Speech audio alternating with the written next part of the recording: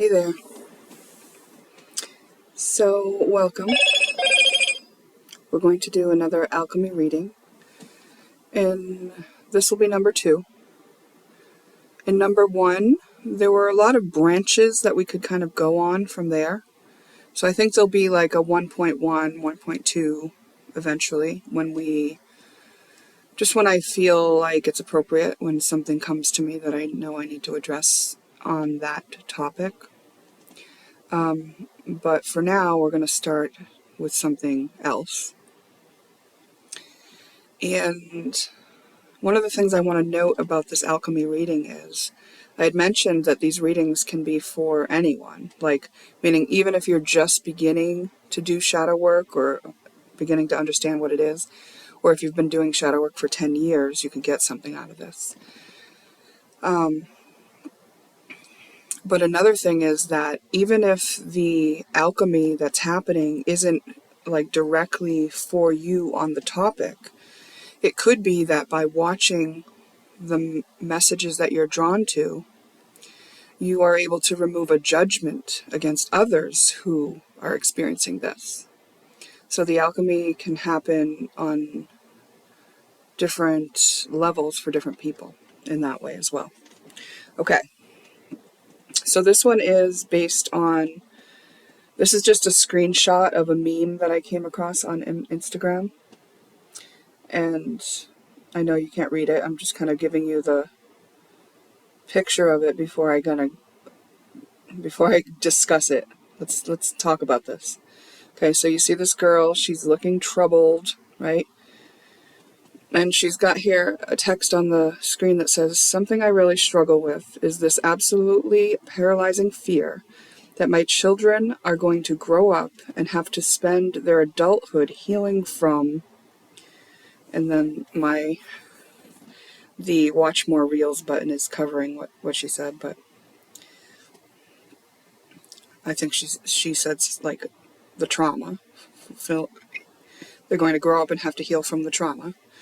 All because of the damage I'm doing them as a result of being unable to regulate my emotions and heal from my own childhood trauma. So,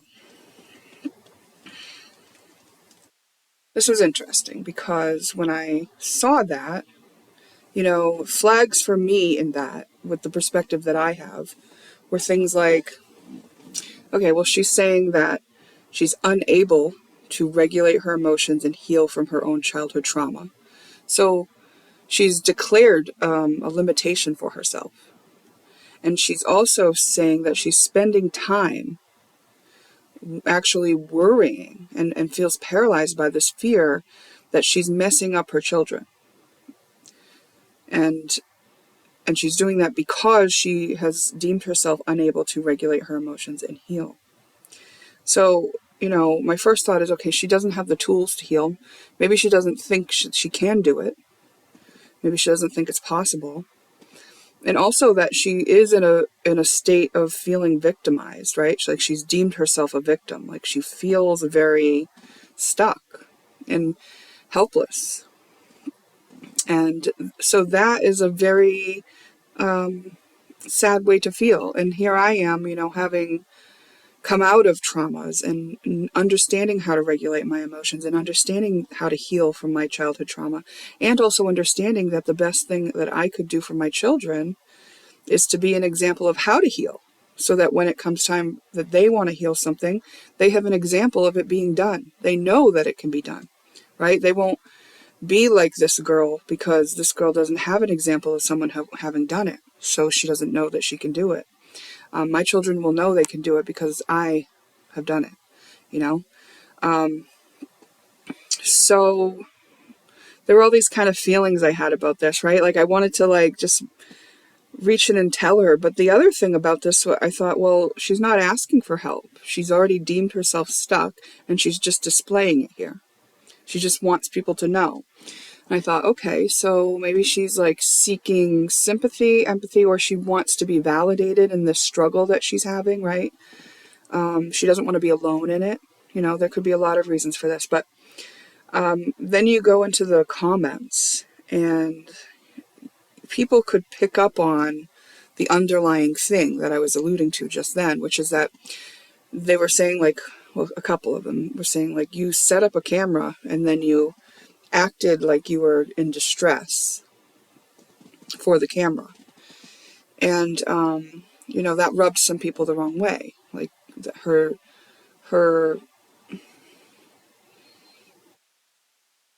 deliberate display of her turmoil, which felt like acted out, in this instance. And some people were saying, like, well, you shouldn't have had children if you're that effed up. And so she really elicited some kind of, I would say, unkind comments, but those were people who are wanting to project their own discomfort with the situation onto her. Okay. So, and then you have a good number of people who actually felt less alone because they could identify with what she was expressing. They too worried about it.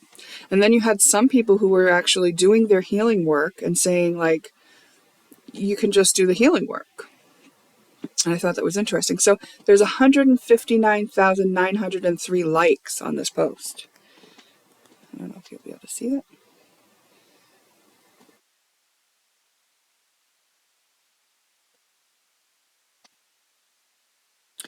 So that tells me that, a good amount of people can relate to this girl's feelings. Now,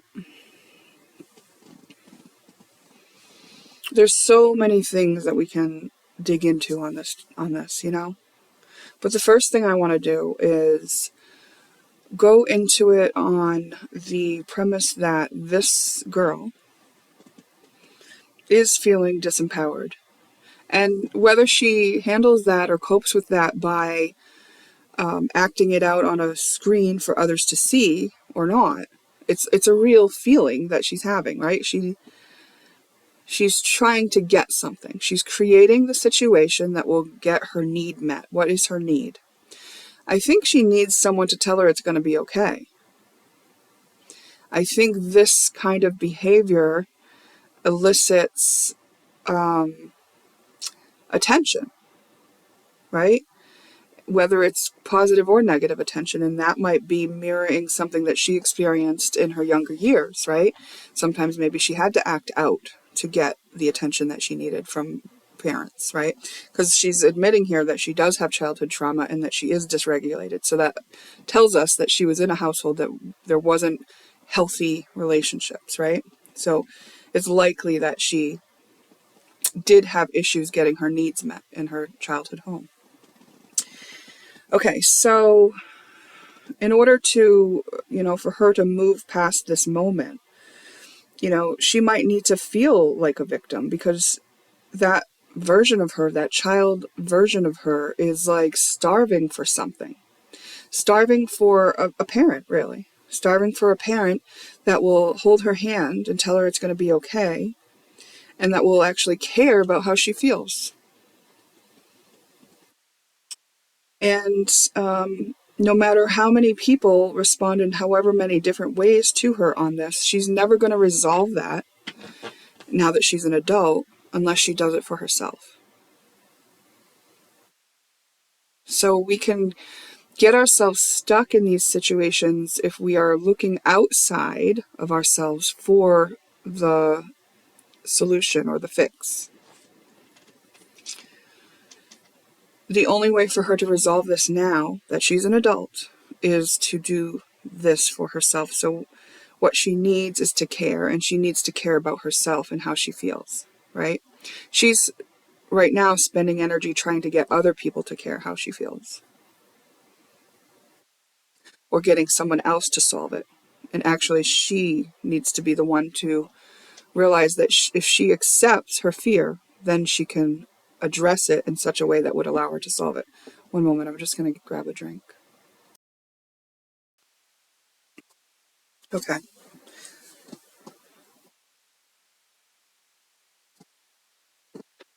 So in this case, she would have to do the first step, which is acknowledge that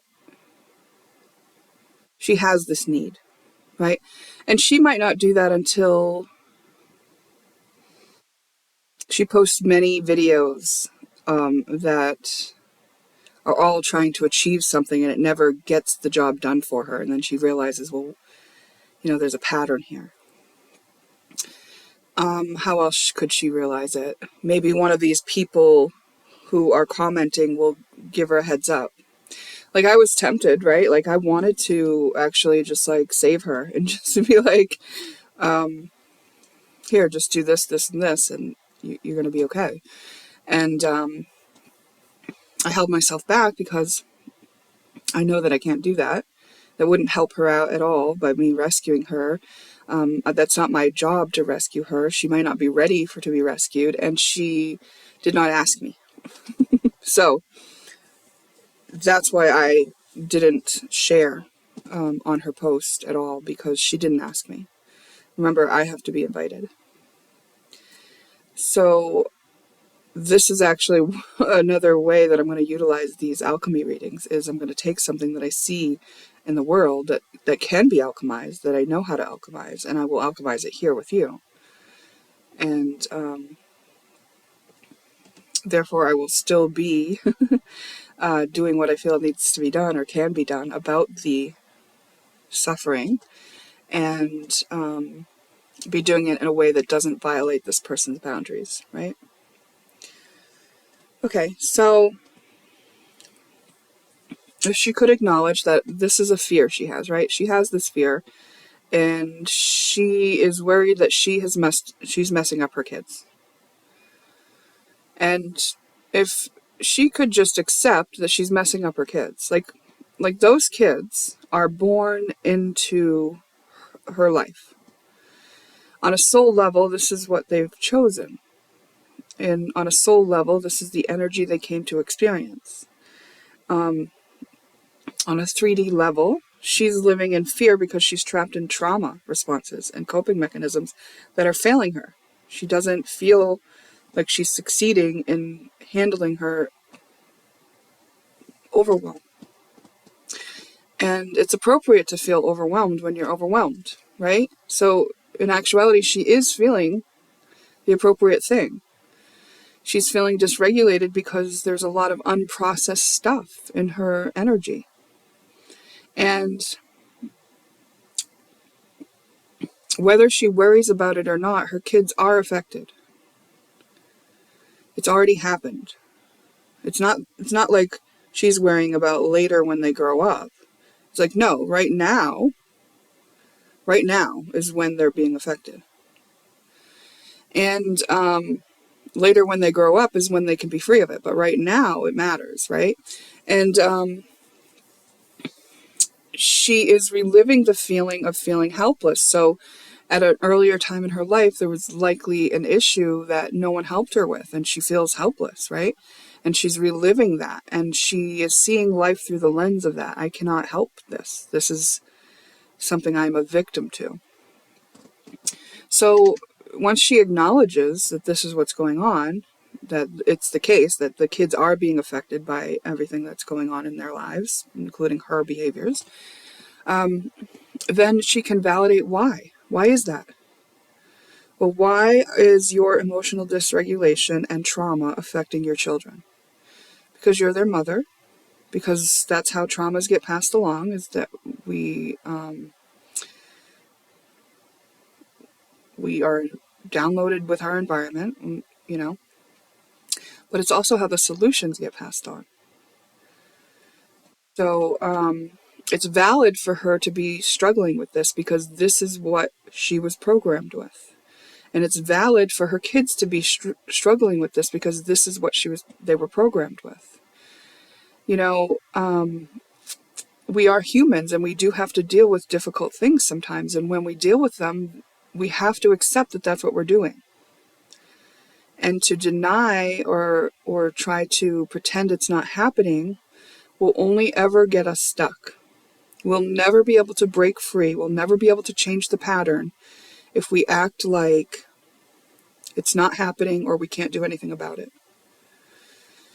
So it's also very normal to have grown up in a household that dysregulates us and traumatizes us and not know about a growth mindset and not know that if you just know there's a solution that you will be lined up with it.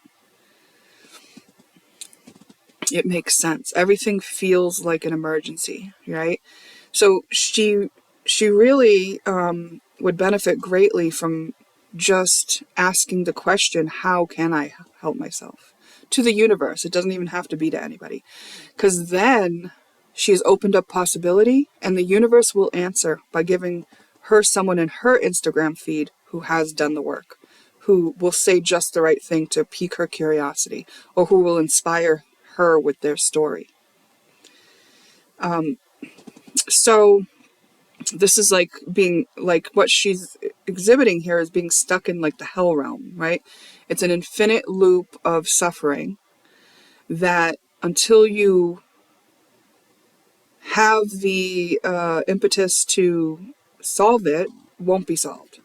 If you perpetuate it with the thought that it can't be solved, it can't be fixed, I am a victim, I've gotten the short end of the stick, this is just what it is, then, well, actually, if you do that, you're accepting it, and that is going to help you. But if you stay in the mindset of this can't be helped, then you're not going to line up with a solution. You're not going to look for solutions. You're not even going to trust solutions if they are offered to you, right? Like I could say, oh, if you start accepting where you're at, then you can move past this point. Like if I just said that, she would reject that. She would probably say, I've already accepted where I'm at. I just posted about it. I just told you where I'm at. And meanwhile, not understanding that it's actually a nuanced, a subtle energy shift between I can't heal my trauma and I accept that I am traumatized. That's different, right? That's a different vibration. And one of them keeps you stuck, and the other one is a bridge to another possibility. Okay, so acceptance here would be the next step. After this person validates why they feel this way, it's a valid way to feel. Because they say, oh, well, I'm messed up because my parents were messed up, so now I know I'm messing up my kids. Yeah, it's a valid way to feel. It's a valid fear. It's understandable that you feel that way, right? And now accept that this is the case. Accept that you feel this way. Accept that this fear exists in you, that you feel trapped. And once you accept it, you've got to be present with how that feels. That feels sad. That feels unfair. I'm angry about this. I am frustrated. I'm scared. I'm in pain, right? What these are feelings. And to become the one that can be present with these feelings is to become the one who breaks the cycle.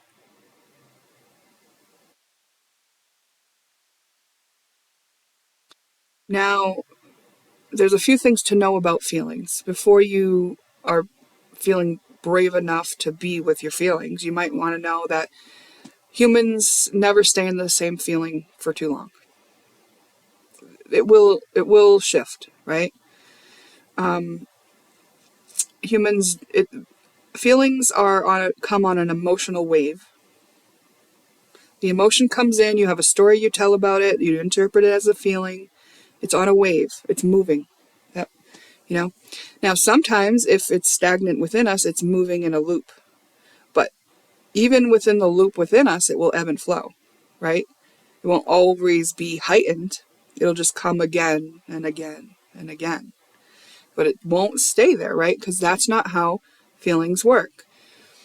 So when you are preparing yourself to be present with feelings, though you are not doing it to make the feeling go away, that is what's going to happen. You are not succumbing yourself to a lifetime of that feeling by being willing to be with it.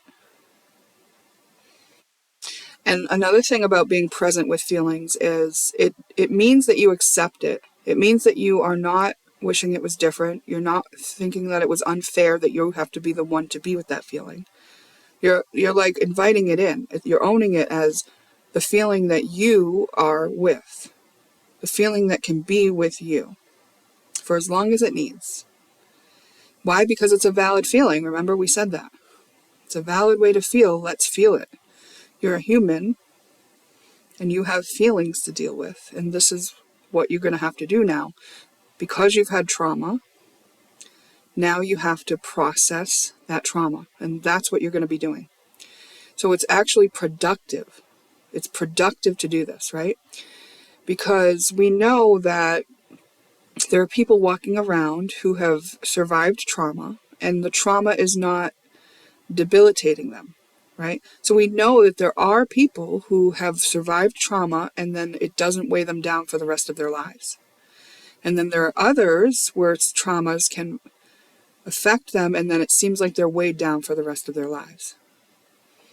And the reason why I'm pointing this out is to say, like, there is a way to move through trauma. Some people don't know about it. And now, like, here we are. We're presenting the fact that it is possible. It can be done. And when you get prepared to be present with these feelings, you're going to be the one who's parenting these feelings, who's the parent to these feelings, which means unconditionally loving yourself through the feeling. Not saying it's wrong that you feel it, not saying you're wrong for having it, not telling yourself a story that it will never end, not telling yourself a story that it was unfair, that you want it to be different, or that it's that person's fault. Just presence. What happens when we become this present with the uncomfortable feeling is it neutralizes. It doesn't have the resistance anymore to push up against and bother you anymore. Now, shoop, that wave just goes right on through. And now if another wave like that came, you're the one who knows how to pass those waves. You can surf that wave. You've already done it.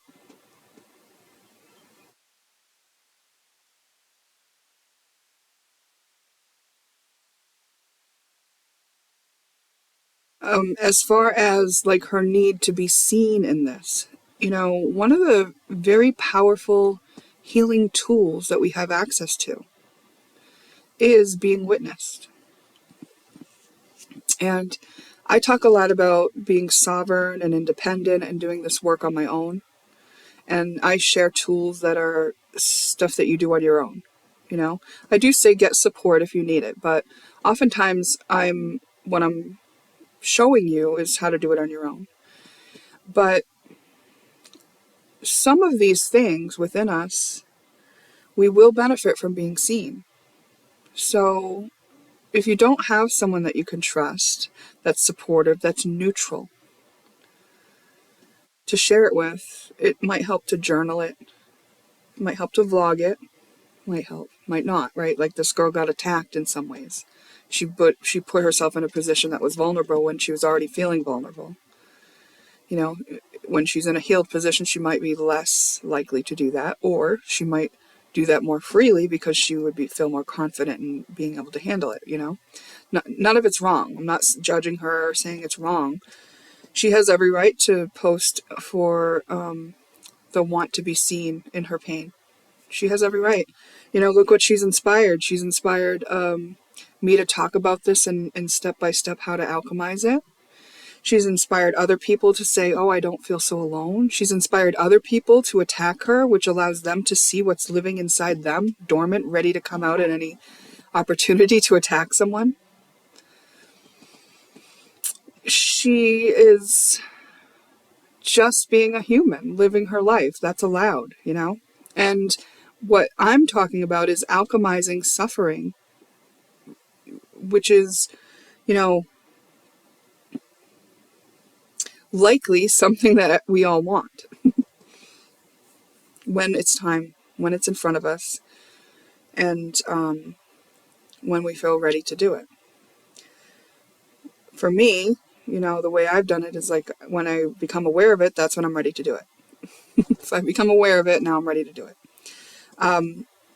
but there's steps before that, right? Like before I knew that about life, there was a time in my life where I would call it unconscious, and I didn't know that I could heal. I didn't know that I could live another way. I didn't know that I didn't have to live with a lack mindset, you know? So why would I have made efforts to do something different if I didn't know it was possible, you know? So I think it's important that we make it known that it's possible, even if this is a little drop in the ocean. Now, I've put the drop in. You know what I mean? Okay, so wanting to be seen, you know, sometimes it's appropriate to have like a group therapy or a therapist that you can be seen by if that feels like the right thing for you. Like there have been a couple of my wounds that I've benefited from being witnessed in. But even that has a time and place, you know, not all of them. I mostly didn't trust people with my stuff. Although years and years ago, before I got into actually doing the healing, I was in talk therapy for many, many years. And I had a wonderful counselor eventually. First, I had a lot of counselors that weren't wonderful. Then I had one who was wonderful. And she just, she didn't just sit there and not give me any feedback, which some of the previous counselors had done. And I didn't like that. It's like, well, what are you thinking of what I'm saying? What's the point of me saying this to you if you're not going to give me any feedback, like about like solving this or like, you know, diagnosing me or something, you know? But I remember the day that she gave me feedback about how I was being treated by my mother. And it was the first time in my entire life, and I was in my late 30s, mid 30s maybe, that anyone had ever insinuated that I was treated unfairly by my mother. And I think that was really important. It was really important. And I don't think I would have even like unburied some of the stuff that I needed to unbury if I hadn't looked at it from that angle, right? Because like even for many years after that, but definitely before that, I was like my mom's like good girl. Not by her not by her words. That was how I behaved. Meaning whatever my mom wanted me to do, I would do. Whatever my mom approved of, that's what I wanted to be or do. Whatever she disapproved of, I would never do. Whatever she needed to have done that she couldn't do herself, I would do. If it was difficult, if it was inappropriate, whatever needed to be said on my mom's behalf, I would say it. If my mom needed to be stuck up for, I would do it. If my mom had some dirty work to do, I would do it. It was like I was stuck in this loop of trying to get her love, but I didn't know it. And, you know, and this lasted until I was almost 40 years old. I think I was 40. And so it took, you know, a good 5 years of me, like, to get free of it, even after my counselor had told me about it. Like, like that was the acknowledgement. That was the first step. And that's back then, you know. Now, like I say, I can alchemize things very quickly. But with Mother, this relationship, this lifelong relationship that really molded me, there were a lot of layers. There were a lot of intricacies and Jenga tower type things where this was leaning on this, was leaning on this. Oh, no, I've got to take care of this, you know. So it was probably going to always be a step-by-step process with the mother wounding patterns, right? So sometimes it is very helpful to have an outside view of someone witnessing us and giving us a little bit of feedback or a little bit of a perspective shift on what it is, right? Like this girl is going to get some valuable feedback from some of the commenters, right? Probably ones that aren't limited by an invitation like I am. And so, like, here's something that hid in her language, that she said she's unable to heal her trauma. Like, that might be a belief she has, right? There was a time when people were saying, like, you can't heal narcissism. That's not true. Everything's on a scale, you know? Sure, psychopaths, maybe you might have some difficulty healing that, but I don't even believe that that's impossible. I think the psychopath would have to actually actively participate and do some things that they probably wouldn't be inclined to do. Actually, questionably, we could probably even... All right, I'm not going to go there. I'm not going to go there, but I suspect that, like, I know my energy is pretty powerful and potent for influence. So even knowing that, though, just so you know, I don't use that. But I'm going to start using that in these alchemy readings. I'm going to start using that powerful focus that I have for these alchemy readings, because I think it's a good use for it, right? Because I've known that I don't want to influence people when it's not my job. Like, that's their life, this is my life. I stay in my own lane. Well, here, this lane that I've created is a lane that you can get in with me, and we will make the changes that need to be changed, right? And this is why I was able to do, quantum healing years ago amidst density, is because I have a very powerful focus. So what I'm focusing on here when we do these alchemy readings, and specifically do this alchemy, is the freedom of these limitations for, first of all, thinking that it's not possible, like not having the growth mindset, and feeling like a victim, right? But both of those things are not wrong. I want to stress that before you get to the point where you don't know. And that's okay. That's part of being human. It doesn't mean that you're doing anything wrong. And I think we get scared to be wrong because that was something we got punished for in some cases, right? So, I totally get being tangled up in this. And I just wanted to present the idea that this is possible to get out of, even this. And so say you're an onlooker to someone like this, and you're like, look at this girl setting up her camera and then acting really troubled, and then writing these words about being afraid of messing up her kids. She's doing this for attention or whatever, right? Like, what are your thoughts on it? Whatever your thoughts are about this girl reveals something about you. It doesn't reveal anything about her. She's a human being, allowed to live how she's living, allowed to be on the step she's on. For you to expect her to be on a different step than she's on would actually be very selfish of you and narcissistic, right? Like, it's one thing to offer her a solution for a problem she's presenting, but we've recognized here that she might not even be ready to recognize that there's a solution to this problem.